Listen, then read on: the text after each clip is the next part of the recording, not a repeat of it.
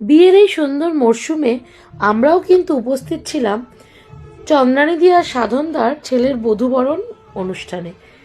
তার মিষ্টি বৌমা আর শান্ত ছেলের এই যে একটা মিষ্টি যুগলবন্দি কথোপকথন আমি কিন্তু আমার ফ্রেমবন্দি করেছি। আর সাথে ছিল একটা সুন্দর আনন্দমুখর সন্ধ্যা, আর সাথে অফুরন্ত চাট আর খাওয়া দাওয়া, মানে স্ন্যাক্স, স্টার্টার আর খাওয়া দাওয়া। প্রথমে পাপড়ি চাট দিয়ে স্টার্ট করেছিলাম, আর ফুচকা খাবো খাবো করছি, ঠিক তখনই শুরু হয়ে গেল কেক কাটিং সেরিমনি। আমি আর তো দৌড়ে দৌড়ে চলে এলাম এই ইভেন্টটাকে মিস করব না বলে।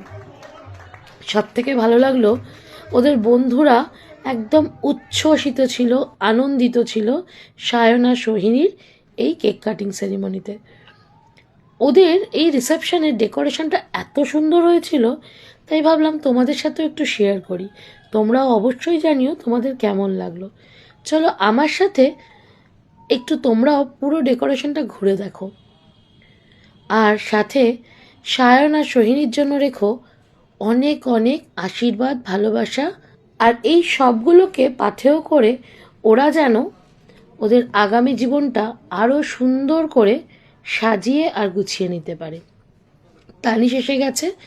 আমি, তানিশ, তোজো আর তমাল এবার চলে যাব মেন ফুডের দিকে। ফুডে কি কি ছিল তা অবশ্যই পরে তোমাদের সাথে শেয়ার করব, কিন্তু এখন তোমাদের সাথে শেয়ার করলাম ডেকোরেশনটা। আর ওখানে তোজো কি কি মজা করেছে সেটাও তোমাদের সাথে শেয়ার করব। আর সাথে আছে অনেক অনেক ফটোশ্যুট। এইরকম একটা শান্ত স্নিগ্ধ সন্ধে অবশ্য নয়, আমি যখন গেছিলাম তখন অনেকটাই রাত।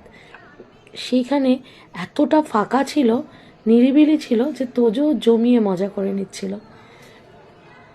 আমরা সমস্ত খাওয়ার জায়গাটা ঘুরে পরে আবার তোমাদের সাথে শেয়ার করব, কিন্তু তার আগে আমাদের ফটোশ্যুট সেশনটাও কিন্তু মেমোরিতে তুলে রাখতেই হবে। সেই জন্য সেটাও তোমাদের সাথে, মানে আমার বন্ধুদের সাথে একটু শেয়ার করে নিলাম। ফটো তুলতে তুলতে সব থেকে ব্যস্ত মানুষটি, মানে চন্দ্রানিধিকে জোরে টেনে ধরে ফটোশ্যুটও করে নিয়েছি, কারণ আজকে তিনি খুব বিজি।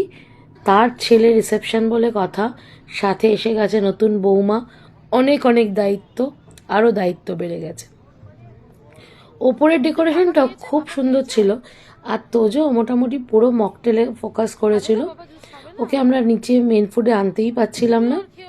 ছোট্ট ছোট্ট মকটেল, অরেঞ্জ, পাইনাপল ফ্লেভার সবই মোটামুটি ট্রাই করেছে। আরও নতুন নতুন ব্লগ তোমাদের সাথে শেয়ার করব, সাথে থেকো, পাশে।